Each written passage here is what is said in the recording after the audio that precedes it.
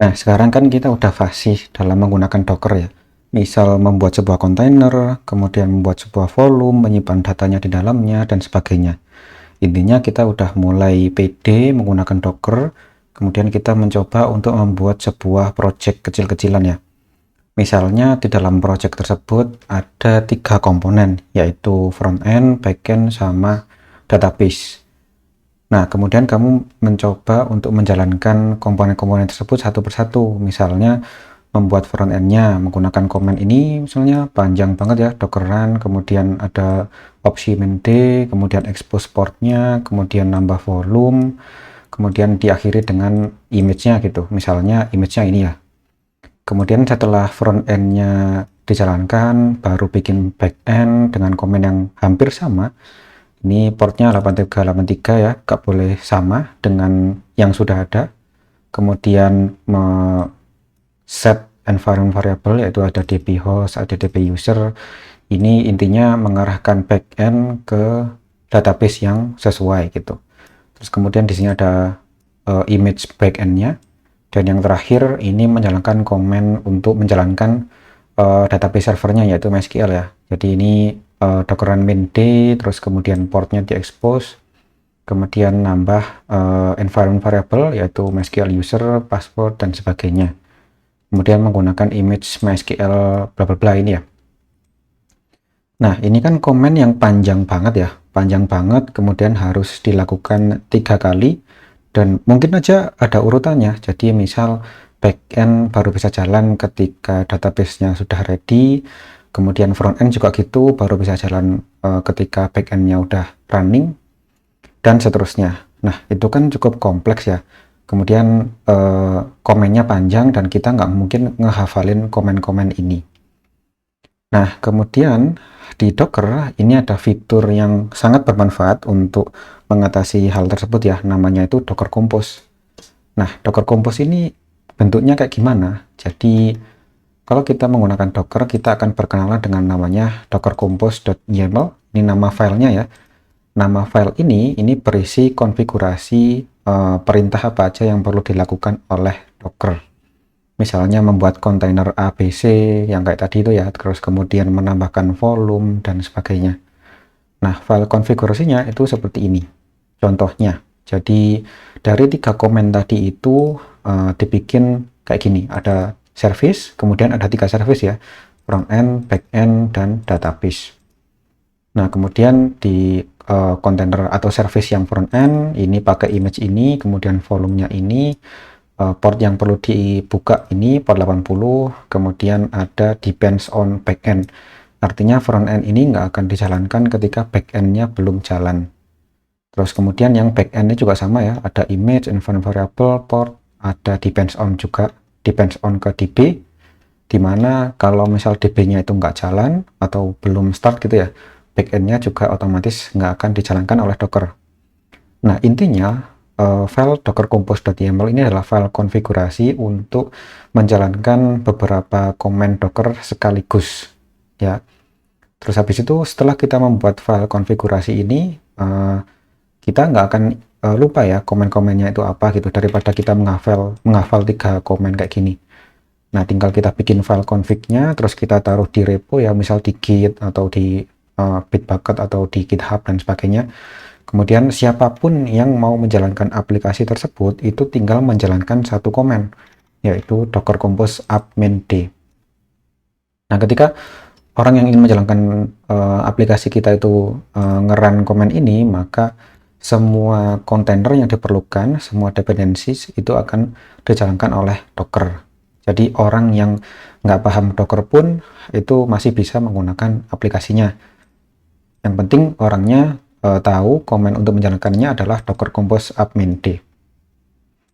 Nah, sekarang kita coba praktek ya. Kita akan menjalankan 1 kontainer Nginx dan 1 kontainer MongoDB misalnya. Nah, kita tinggal bikin 1 file namanya dockercompose.yaml. Ini namanya harus kayak gini ya. Namanya harus kayak gini, harus sesuai. Nah, kemudian yang pertama dituliskan adalah version. Version ini artinya sintaks yang dipakai di Docker Compose yang kita bikin ini itu pakai versi berapa sintaksnya. Nah, untuk sekarang kita tulis versi 3 aja. Kemudian di sini ada service. Nah, service ini berisi aplikasi atau kontainer apa aja yang mau kita jalankan. Yang pertama misalnya web server gitu ya, web. Kemudian ada image di sini untuk menentukan image yang mau dijalankan itu apa. Misalnya image Nginx, stable Alpine. Nah, kalau gini aja, ini tuh ibaratnya sama kayak gini. Kita menyalakan command docker run Nginx. Kemudian stable Alpine. Nah, kayak gini. Ini komen docker run ini sama persis dengan ini efeknya ya, outputnya. Kemudian kalau kita mau mengekspos portnya, tinggal ditambahin ports. Sorry, bukan di sini. Ini harus ini ya, formatnya ini YAML. Jadi indent, kemudian penataan ininya apa namanya, key-nya. Ini ya, key itu kalau yang di belakang titik 2 ini namanya key. Key-nya itu harus sesuai lurusnya itu. Image, kemudian ada ports. Misal kita expose port 80 gitu ya. Kemudian ini sama kayak gini. Misal ini kita udah nentuin image sama portnya, itu sama aja kalau kita menjalankan docker run min p8080 nginx stable Alpine. Kemudian misal kita mau nambahin volume gitu ya, nah ini tinggal ditambahin aja volume gitu. Volume misal ini bisa pakai pin mounts atau pakai volume juga terserah sesuai dengan kebutuhan ya. Ini aku coba untuk demo aja, ini aku coba bikin volume. Jadi misal web data gitulah ya, data ini mau aku attach ke USR share Nginx HTML. Kemudian apalagi, misal ini bisa ditambahin restart always. Nah, ini artinya ketika servernya itu reboot atau power off power on gitu ya, dimatiin habis itu dihidupin, maka ketika ada ini restart always-nya, maka kontainer ini, service ini akan otomatis dijalankan juga sama Docker, jadi auto start gitu. Kalau misal nggak ada restart always-nya, ketika servernya dimatiin, maka ketika dihidupin lagi, maka kontainernya nggak akan auto start kayak gini. Nah, ini udah jadi satu service ya. Misal web, image-nya pakai Nginx stable Alpine, port yang diekspos adalah port 80, volumenya yang di attach itu ini. Kemudian kita coba jalankan kontainer MongoDB ya. Ini misal kasih nama, nah nama service-nya ini terserah. Yang di web ini atau misal aku tulis DB ini terserah nama yang di sini ya. Jadi ini harus lurus. Ini terserah. Kemudian kita ketikkan image kayak gini. Nah, ini untuk menentukan image yang mau kita pakai itu apa.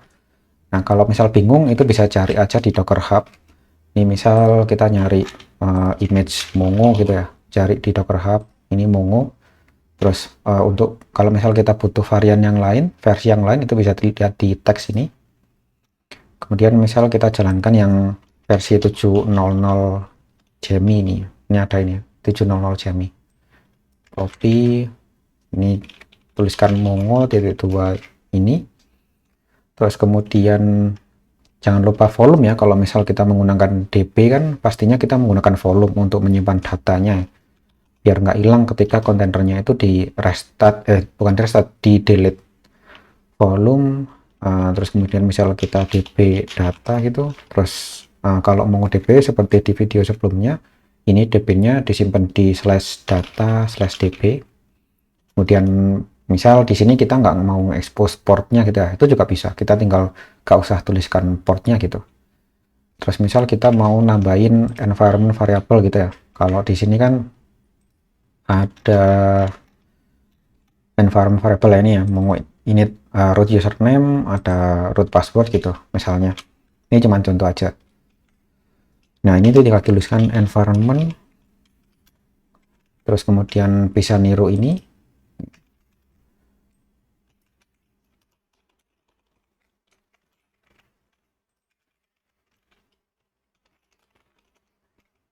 Bisa kayak gini ya. Jadi dengan kita sudah membuat Docker Compose kayak gini, artinya ketika kita menjalankan Docker Compose admin D, maka si Docker akan membuat dua kontainer ya, ada web, ada DB, dengan konfigurasi yang seperti ini. Jadi ada volumenya, ada environment, ada restart always, restart policy ya ini. Ini juga biasanya ditambahin juga restart always. Terus habis itu, oh ya, kalau di Docker Compose, ini kan kita bikin sebuah volume ya, DB data sama web data. Nah ini jangan lupa ditaruh di paling bawah, yaitu volumes. Ini tuliskan DB data, titik 2, sama web data. Nah, ini artinya dengan kita menyertakan volumes DB data sama web data, ini kita memerintahkan Docker untuk sekalian bikin volumenya, yaitu ada dua ini ya, ada DB data sama web data. Yang DB data ini di attach ke sini, dipasang di sini ke kontainer DB di folder ini, kemudian yang web data dipasang di kontainer web, kemudian di folder ini, gitu. Nah, sekarang kita udah selesai bikin Docker Compose-nya, kemudian ini file Docker Compose ini boleh ditaruh di satu folder yang sama dengan project-nya ya, terus habis itu di push ke Git atau ke repo gitu. Yang penting di environment ini jangan sampai menyertakan informasi yang sensitif, misalnya username atau password gitu ya, itu jangan ditaruh di sini, itu tinggal diganti aja. Misal kita punya file namanya .env gini ya. File .env ini berisi konfigurasi aplikasi kita, misal berisi informasi login database, API key, dan sebagainya gitu. Itu ditaruh di file .env, terus kita tinggal merintahkan Docker aja ini biar si Dockernya membaca file env dari file .env tadi itu. Jadi ini sintaksnya beda lagi. Env file sini .env kayak gini, sesuai dengan nama file yang dibikin ya, yaitu .env. Ini opsional sih. Terus sekarang dibiarin gini dulu aja, karena ini masih coba-coba ya. Nah kalau udah, command yang dijalankan adalah docker compose upminde. Nah untuk mungkin di versi Docker yang lama ya, itu Docker Compose-nya ada tanda stripnya kayak gini, jadi Docker Compose itu digabung kayak gini. Tapi untuk versi yang baru itu udah terpisah kayak gini, Docker Compose. Oh ini masih, ini ya belum tak save, ini masih ada tandanya bulat. Oke, udah di save. Nah dia akan otomatis bikin networknya, bikin volumenya, kemudian menjalankan kontainernya. Ini kita tinggal menjalankan satu command aja, docker compose upminde. Kemudian kita validasi dengan cara seperti biasa ya, docker ps. Nah, kita bisa lihat di sini ada dua kontainer sesuai dengan yang udah kita define di docker compose tadi itu. Ada kontainer nginx dan ada kontainer MongoDB. Kemudian untuk kontainer yang nginx ini mengekspos port 80 ya, yang ini sesuai dengan konfigurasi yang di sini. Kemudian kita coba cek di volume dengan cara docker volume ls. Nah ini ada dua volume baru ya, belajar docker, ini sesuai dengan nama folder yang aku masuki sekarang, yaitu belajar docker ini. Kemudian diikuti dengan nama volumenya, yaitu db data sama web data kayak gitu. Jadi ini dalam satu komen udah bisa menjalankan banyak sekali kontainer gitu. Jadi ini bisa meringkas komennya daripada kita harus menghafalkan satu persatu. Nah untuk menghentikan kontainernya itu simpel saja, yaitu dengan komen docker compose stop. Nah dia akan nge-stop dua kontainer tadi ya. Coba kita lihat lagi, docker ps -a. Kemudian lah ini ada dua kontainer yang baru stop ya, stop 6 detik yang lalu yang tadi itu. Kemudian kalau misal kita mau lihat, nah itu kan tadi muncul banyak ya ketika kita komen docker ps -a, ini kan muncul banyak.